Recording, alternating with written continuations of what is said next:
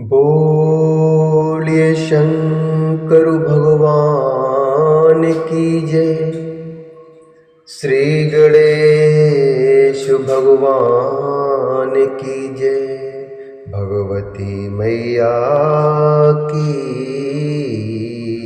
जय। श्री शिव महापुराण के अंतर्गत उमा संहिता जो कि पंचम संहिता है और इसके अध्याय 47वें में आज हम प्रवेश करेंगे, जिसमें वर्णन है शुंभ निशुंभ से पीड़ित देवताओं द्वारा देवी की स्तुति तथा देवी द्वारा धूम्रलोचन चंडमुंड आदि असुरों का वध। शुंभ निशुंभ से पीड़ित देवताओं द्वारा देवी की स्तुति तथा देवी द्वारा धूम्रलोचन चंडमुंड और आदि असुरों का वध। चंडमुंड आदि असुरों का वध। ऋषि बोले, हे राजन, पूर्व समय में शुंभ एवं निशुंभ नामक प्रतापी दैत्य हुए। आसी शुंभासुरो दैत्यो निशुंभस्य प्रतापवान। आसी शुंभासुरो दैत्यो निशुंभस्य प्रतापवान। त्रैलोक्यमोजसाक्रान्तं भ्रातृभ्यां सचिराचरम्। त्रैलोक्यमोजसाक्रान्तं भ्रातृभ्यां सचिराचरम्। ताभ्यां प्रपीडिता देवा हिमवन्तमोशमाययो। ताभ्यां प्रपीडिता देवा हिमवन्तं समाययो। जननीं सर्वभूतानां कामोदात्रीं ववन्दरे। जननीं सर्वभूतानां कामोदात्रीं ववन्दरे। ऋषि बोले, हे राजन, पूर्व समय में शुंभ एवं निशुंभ नामक प्रतापी दैत्य हुए। उन दोनों भाइयों ने अपने तेज से चराचर सहित तीनों लोकों को आक्रांत कर रखा था। उन दोनों से पीड़ित हुए देवगण हिमालय पर्वत पर गए और समस्त प्राणियों की माता तथा कामनाओं को पूर्ण करने वाली देवी की स्तुति करने लगे। देवगण बोले, हे दुर्गे, जय दुर्गे महिषाणी, जयात्मीये जनप्रिये, त्रैलोक्ये त्राणकारिण्ये शिवाय ते नमो नमः। त्रैलोक्य त्राणकारिण्ये शिवाय ते नमो नमः। नमो मुक्तिप्रदायिन्यै परा अम्बाय नमो नमः। नमः समस्त संसारोत्पत्ति स्थित्यन्तिकारके। नमः समस्त संसारोत्पत्ति स्थित्यन्तिकारके। कालिकारूप संपन्ने नमस्कार कृते नमः। कालिकारूप संपन्ने नमस्कार कृते नमः। छिन्नमस्ता स्वरूपाय श्री विद्याय नमोस्तुते। छिन्नमस्ता स्वरूपाय श्री विद्याय नमोस्तुते। देवगण बोले, हे दुर्गे, हे महेश्वरी, आपकी जय हो, आपकी जय हो। हे आत्मीय जनप्रिय, आपकी जय हो। त्रैलोक्य की रक्षा करने वाली आप शिवा को नमस्कार है, नमस्कार है। मुक्तिदायिनी को नमस्कार है, पराअंबा को नमस्कार है। समस्त जगत का सृजन पालन तथा संहार करने वाली देवी आपको नमस्कार है। हे काल का रूप संपन्ने, आपको नमस्कार है। आप ताराकृति को नमस्कार है। आप छिन्न मस्ता स्वरूपा तथा श्री विद्या को नमस्कार है। आप छिन्न मस्ता स्वरूपा तथा श्री विद्या को नमस्कार है। हे भुवनेश्वरी, आपको नमस्कार है। आप भैरवाकृति को नमस्कार है, आप बगलामुखी को नमस्कार है, आप धूमावती को बारंबार नमस्कार है, त्रिपुर सुंदरी को नमस्कार है, मातंगी को बार बार नमस्कार है, आप अजिता को नमस्कार है, विजया को बार बार नमस्कार है, आप जया, मंगला तथा विलासिनी को बार बार नमस्कार है, आप दोग्ध्री रूपा को नमस्कार है, आप घोराकृति को नमस्कार है, हे अपराजिताकारे आपको नमस्कार है, हे नित्याकारे आपको नमस्कार है, शरणागतों का पालन करने वाली आप रुद्राणी देवी को बार बार नमस्कार है, आप वेदांत वेद्या को नमस्कार है, आप परमात्मा को नमस्कार है, अनंत कोटि ब्रह्मांड की नायिका को बार बार नमस्कार है। इस प्रकार देवताओं द्वारा स्तुति की जाती हुई वरदायिनी गौरी शिवा ने प्रसन्न होकर सभी देवगणों से कहा, आप लोग यहाँ पर किसकी स्तुति कर रहे हैं? उसी समय पार्वती के शरीर से कन्या प्रकट हुई। ततो गौरी तनूरेका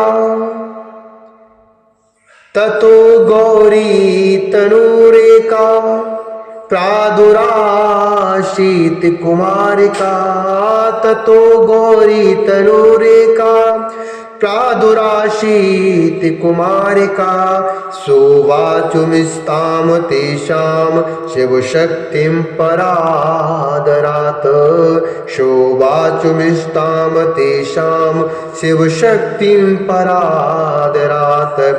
स्तोत्रम में क्रियते माता समस्तैश्वर्यवासिभिः, निशुम्भ शुम्भ दैत्याभ्यां प्रबलाभ्यां प्रपीडितैः।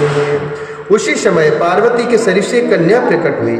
उन देवगणों के देखते देखते ही उसने अत्यंत आदर पूर्वक शिव शक्ति पार्वती जी से कहा, हे माता, महाबली शुंभ निशुंभ से पीड़ित हुए सभी स्वर्गवासी देवता मेरी स्तुति कर रहे हैं। वे पार्वती के शरीर कोष से उत्पन्न हुई, अतः शुंभासुर का नाश करने वाली वे कौशिकी नाम से पुकारी जाती हैं।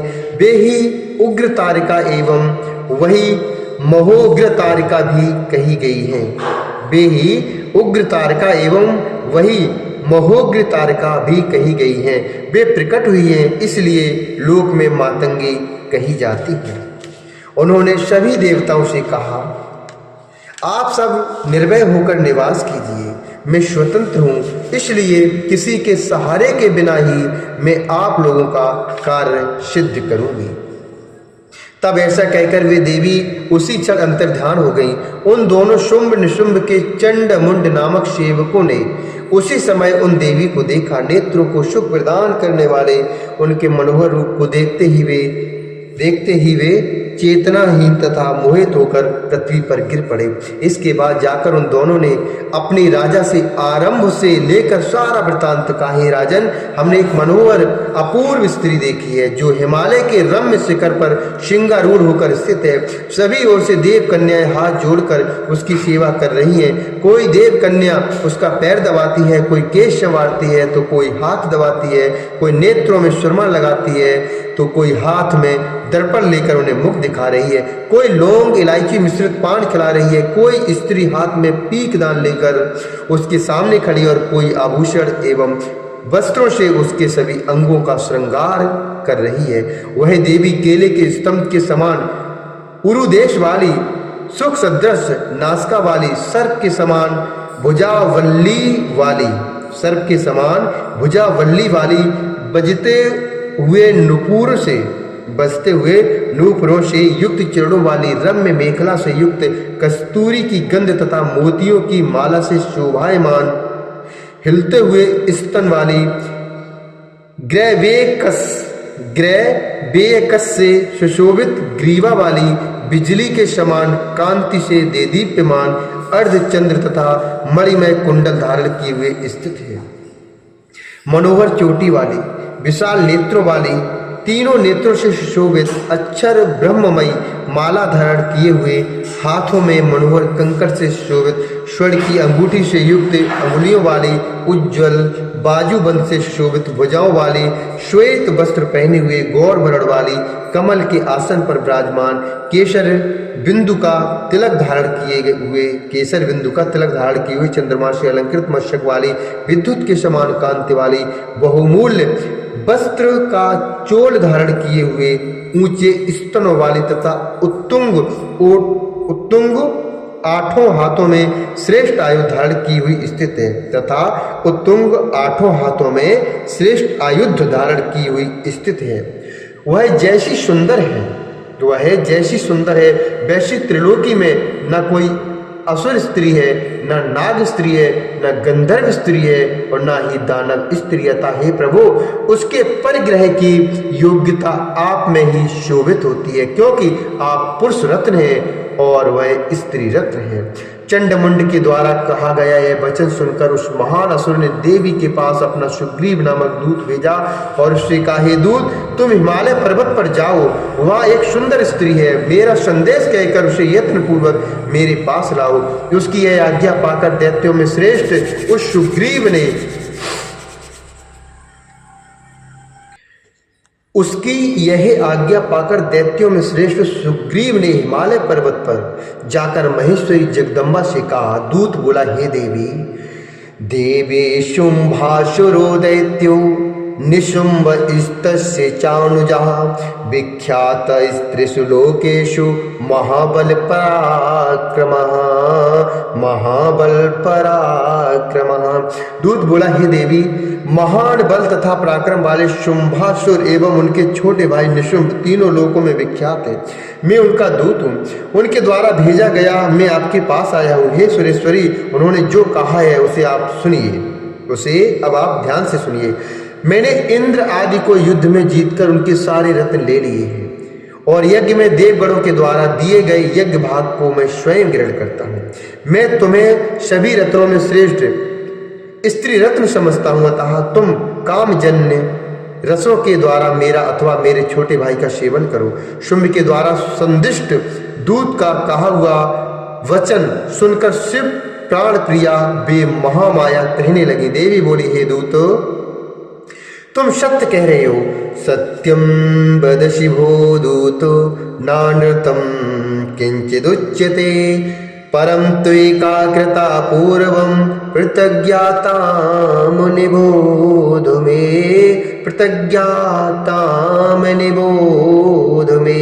देवी बोली, हे दूत, तुम सत्य कह रहे हो। तुमने थोड़ा सा भी असत्य नहीं कहा है, किंतु मैंने पहले एक प्रतिज्ञा की है, उसे मुझसे आप जान लो।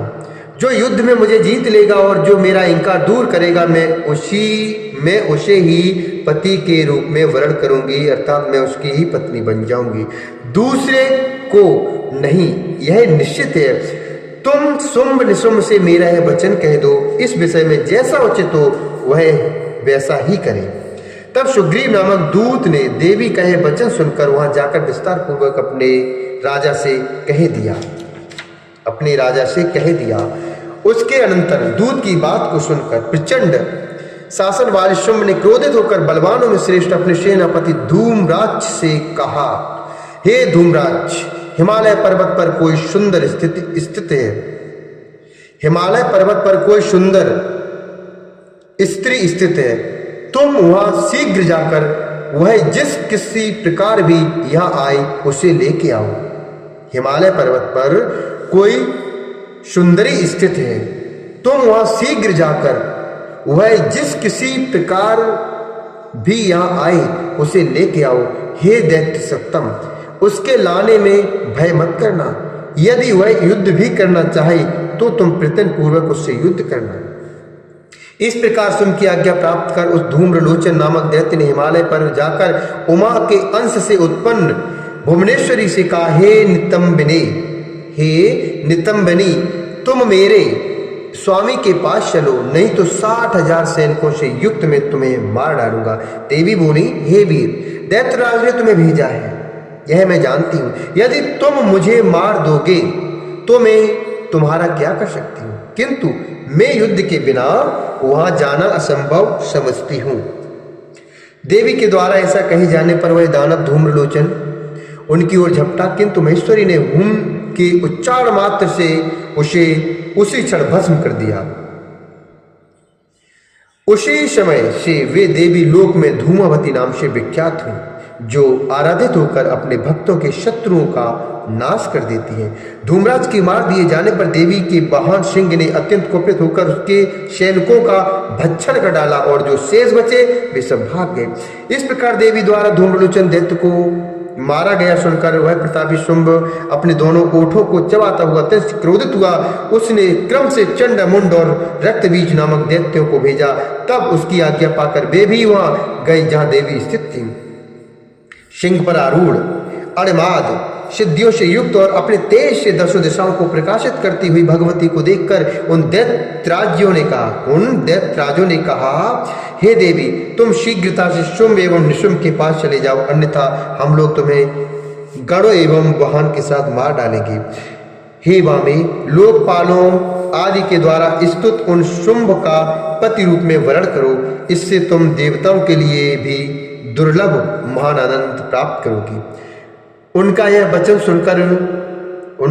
वचन सुनकर वे परमेश्वरी देवी हंसकर रसमय सत्य वचन कहने लगी।